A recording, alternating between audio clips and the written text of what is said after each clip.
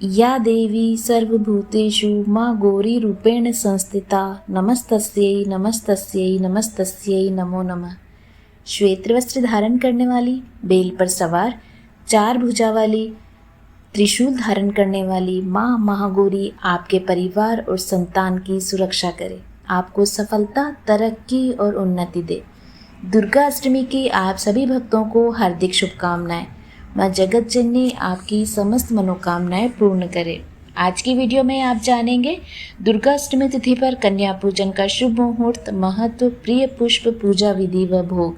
अगर आपने हमारे चैनल को सब्सक्राइब नहीं किया है तो सब्सक्राइब अवश्य कर लीजिए, जिससे जब भी आपको समय मिले आप इस जानकारी को प्राप्त कर सकें। चैत्र नवरात्रि अब समापन की ओर है। 16 अप्रैल 2024 मंगलवार को चैत्र नवरात्रि का 8वां दिन है। चैत्र नवरात्रि के 8वें दिन माँ दुर्गा के 8वें स्वरूप महागौरी की पूजा भी की जाती है। नवरात्रि की अष्टमी तिथि का तो विशेष महत्व है। इस दिन लोग कन्या पूजन भी करते हैं और माँ गौरी का रंग तो अत्यंत गोरा है। इनकी 4 भुजाएं और माँ बेल की सवारी करती है। माँ का स्वभाव अत्यंत शांत है। शास्त्रों के अनुसार माँ गौरी की पूजा करने से सभी पापों से मुक्ति मिलती है। नवरात्रि में 9 दिन माँ दुर्गा के 9 स्वरूपों की आराधना की जाती है। वहीं अष्टमी और नवमी तिथि पर कन्या पूजन करने का भी विधान है। मान्यता है कि कन्या पूजन करने से माँ दुर्गा प्रसन्न होती है, साथ ही सुख समृद्धि का आशीर्वाद भी प्रदान करती है। इस साल अष्टमी तिथि 16 अप्रैल को है। वहीं इस दिन शुभ योग भी बन रहे हैं, जिससे इस दिन का महत्व और भी अधिक बढ़ गया है। कन्या पूजन चैत्र नवरात्रि अष्टमी तिथि 15 अप्रैल को दोपहर में 12:11 से शुरू हो रही है। साथ ही इसका अंत 16 अप्रैल को दोपहर 1:21 पर हो रहा है। ऐसे में उदय तिथि को आधार मानते हुए अष्टमी तिथि 16 अप्रैल को मनाई जाएगी। वहीं माँ अष्टमी कन्या पूजन 16 अप्रैल को ही किया जाएगा, जबकि नवमी तिथि 17 अप्रैल को है।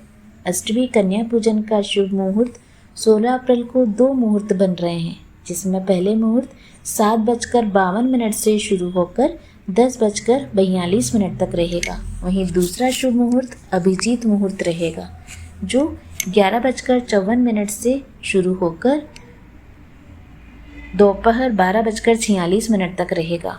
इन दोनों मुहूर्त में आप कन्या पूजन कर सकते हैं।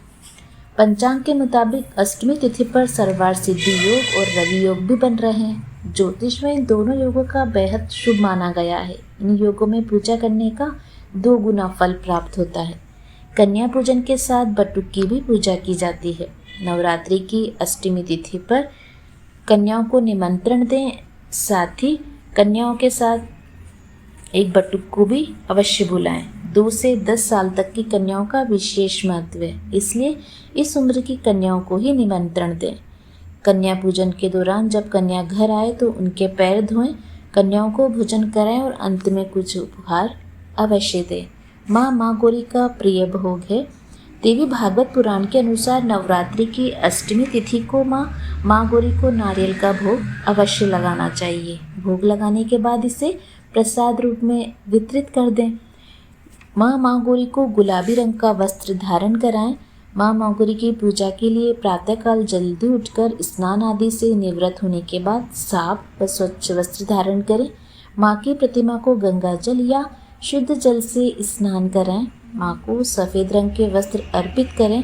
धार्मिक मान्यता के अनुसार माँ को सफ़ेद रंग पसंद है। माँ को स्नान कराने के बाद सफ़ेद पुष्प अर्पित करें। रोली, कुमकुम लगाएं। पंचमेवा, मिष्ठान, फल अर्पित करें। माँ गौरी को काले चने का भोग अवश्य लगाएं। माँ गौरी का अधिक से अधिक ध्यान करें, आरती करें और अष्टमी के दिन कन्या पूजन का विशेष महत्व है। इस दिन कन्या पूजन अवश्य करें। माँ गौरी की पूजा का महत्व। माँ गौरी की पूजा अर्चना करने से विवाह में आ रही सभी समस्याएं दूर होती है और जीवन में आ रहे सभी संकट दूर होकर पापों से मुक्ति मिलती है। व्यक्ति को सुख समृद्धि के साथ सौभाग्य की प्राप्ति होती है। माँ गौरी का प्रिय पुष्प रात की रानी है। इनका राहु ग्रह पर आधिपत्य है। यही कारण है कि राहु दोष से मुक्ति पाने के लिए माँ गौरी की पूजा की जाती है। आप आपको ये जानकारी पसंद आई होगी, अंत तक आप जानकारी में बने रहे, तो उसके लिए मैं आप सभी का हृदय से आभार व्यक्त करती हूँ। माँ जगत जननी आप सभी भक्तों की समस्त मनोकामनाएं पूर्ण करे। जय माता दी।